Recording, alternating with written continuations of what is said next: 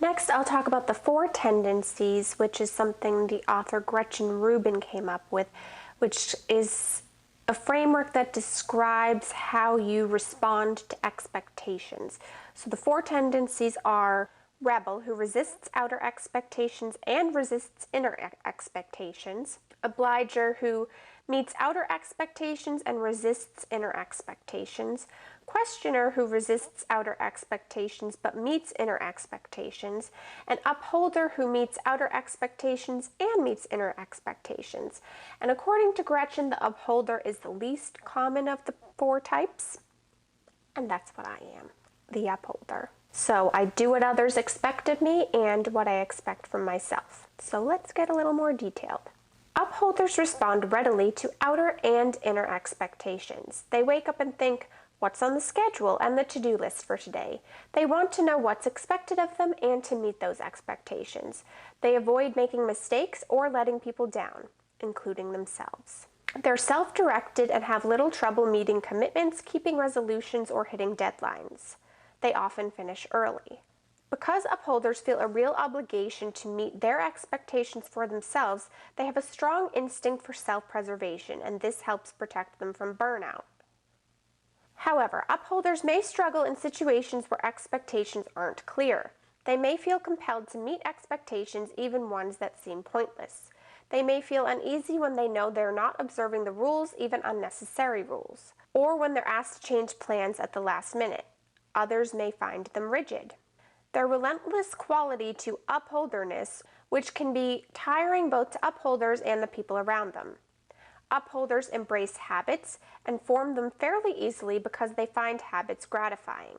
The fact that even habit-loving upholders may struggle to foster good habits shows how challenging it is to shape our habits. That's a little detail about being an upholder.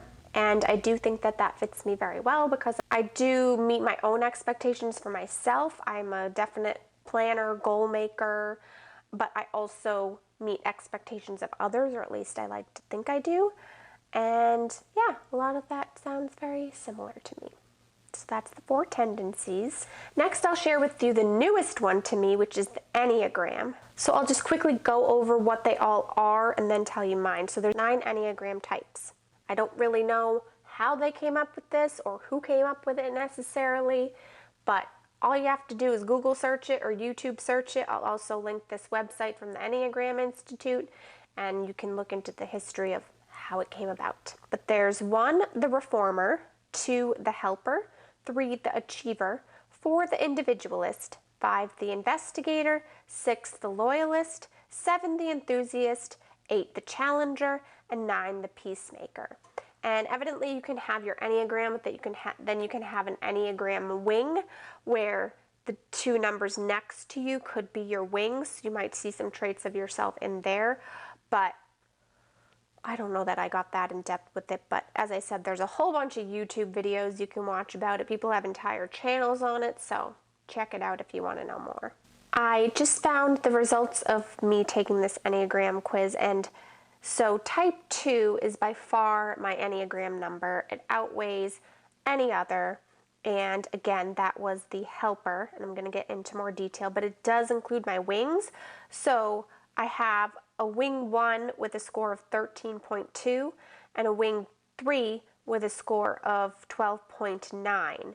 So they're very close in terms of what wing I am, but number 1 did win out a little bit more over number 3, so I'll probably share that one with you as well. So a 2 with a wing 1.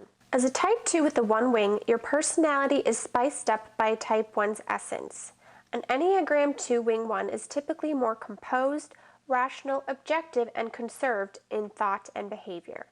The 1 wing can influence a 2 to be more focused in their work and strive for perfection. So that tells you a little bit how the 1 wing will affect me as a 2, but now let's talk about what is a 2. What is the helper? Type 2, this is again from Enneagram Institute. It's called the caring, interpersonal type, generous, demonstrative, people-pleasing, and possessive. 2s are empathetic, sincere, and warm-hearted. They are friendly, generous, and self-sacrificing, but can also be sentimental, flattering, and people-pleasing. They are well-meaning and driven to be close to others, but can slip into doing things for others in order to be needed. They typically have problems with possessiveness and with acknowledging their own needs. At their best, unselfish and altruistic, they have unconditional love for others. Interesting. That word altruistic came up again, and that was in the Myers-Briggs. See if this sounds at all similar to my Myers-Briggs personality type. Basic fear of being unwanted, unworthy of being loved. Basic desire to feel loved. Key motivation: want to be loved, to express their feelings for others, to be needed and appreciated, to get others to respond to them, to vindicate their claims about themselves. We have named the personality type 2 the helper, because people of this type are either the most genuinely helpful to other people, or, when they are less healthy, they are the most highly invested in seeing themselves as helpful. Being generous and going out of their way for others makes 2s feel that theirs is the richest, most meaningful way to live. The love and concern they feel, and the genuine good they do, warms their hearts and makes them feel worthwhile. 2s are the most interested in what they feel to be the really, really good things in life: love, closeness, sharing, family, and friendship. When 2s are healthy and in balance, they really are loving, helpful, generous, and considerate. People are drawn to them like bees to honey. Healthy 2s warm others in the glow of their hearts. They enliven others with their appreciation and attention, helping people to see positive qualities in themselves that they had not previously recognized. In short, healthy 2s are the embodiment of the good parent that everyone wishes they had. Someone who sees them as they are, understands them with immense compassion, helps and encourages with infinite patience, and is always willing to lend a hand, while knowing precisely how and when to let go. Healthy 2s open our hearts because theirs are already so open, and they show us the way to be more deeply and richly human. However, 2s' inner development may be limited by their shadow side: pride, self-deception, the tendency to become over-involved in the lives of others, and the tendency to manipulate others to get their own emotional needs met. Transformational work entails going into dark places in ourselves, and this very much goes against the grain of the 2's personality structure, which prefers to see itself only in the most positive, glowing terms. Perhaps the biggest obstacle facing 2s, 3s, and 4s in their inner work is having to face their underlying center fear of worthlessness. Beneath the surface, all 3 types fear that they are without value in themselves, and so they must be or do something extraordinary in order to win love and acceptance from others. In the average to unhealthy levels, 2s present a false image of being completely generous and unselfish, and of not wanting any kind of payoff for themselves, when in fact they can have enormous expectations and unacknowledged emotional needs. Average to unhealthy 2s seek validation of their worth by obeying their superego's demands to sacrifice themselves for others. They believe they must always put others first and be loving and unselfish if they want to get love. The problem is that putting others first makes 2s secretly angry and resentful, feelings they work hard to repress or deny. Nevertheless, they eventually erupt in various ways, disrupting 2s' relationships and revealing the inauthenticity of many of the average to unhealthy 2s' claims about themselves and the depth of their love. So just quickly a little bit about healthy level 2. Empathetic, compassionate, feeling for others, caring and concerned about their needs, thoughtful, warm-hearted, forgiving, and sincere. So I know that one was a little heavy and in-depth, but hopefully it made sense, and you can always look up other sites that talk about 2s or the different types to get a better understanding. But when it comes to the Myers-Briggs and the Enneagram, I feel like it's pretty accurate to me and my personality type. Let me know what you think. Do you agree? Have you taken them? Was it accurate for you? I'd love to know. And finally, I will share with you my love language. And again, this is from a book. So this information is from the website createdwithlove.com.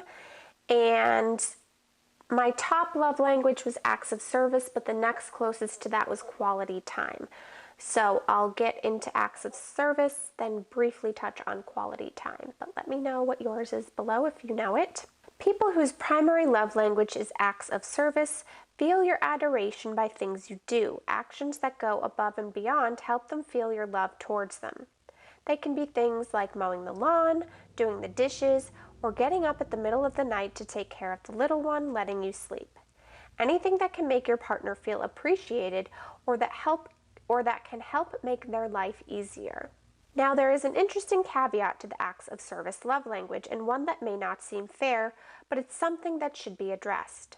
The most powerful acts are those that are done spontaneously or without asking, acts that supersede expectations. Well, I'm not liking these descriptions, so I'm just going to explain it myself. So the different love languages are acts of service, quality time, physical touch, words of affirmation, and receiving gifts. So receiving gifts means that your primary love language is you like to get gifts, and that might also be how you speak your language to other people, is giving gifts. Physical touch is obviously hand-holding, hugging, the physical touch of a relationship. And words of affirmation means that people's words mean more to you than anything. And this is very generalized, me describing this, and I don't know as much as about the other types since they're not mine. Quality time, meaning you want to spend time with your significant other or people you're in relationships with and not have them be looking at their phone the entire time or not have them distracted with something else. You really want that quality one-on-one time or quality engaged time, and that's important to you. And that's my second one. But my first one being acts of service, it just means that instead of getting a present, while that's nice, that doesn't mean as much to you as maybe somebody helping you out for the afternoon with something that you need done, or just going out of their way to do things without you having to ask, those sorts of things. So I hope that makes sense. But as I said, you can look into any of these a bit more. I know it was a lot of information, a lot of reading, and hopefully it made sense. Hopefully you understood. Hopefully you got something out of it. I know I find it interesting reading about it and learning about my personality type because, as I said, I find a lot of them overlap, especially the 4 Tendencies, Enneagram, and Myers-Briggs. I feel like a lot of them overlap, and I feel like when I first read them, I just thought, wow, they're talking about me. So I feel like they're somewhat accurate, but let me know if you agree. Let me know if you've had the same experience. Again, I'd love to know what your types are. I think it's pretty interesting. So hopefully you found this interesting and insightful, and now you probably know more about me and my personality and tendencies than you probably ever wanted to, but there you go. Give it a thumbs up if you enjoyed it. I look forward to hearing your feedback, and let me know if you'd like to see any other videos like this. I don't know really what I could do, but maybe I could figure something out, or you could give me your suggestions. But I'll talk to you very soon. Bye!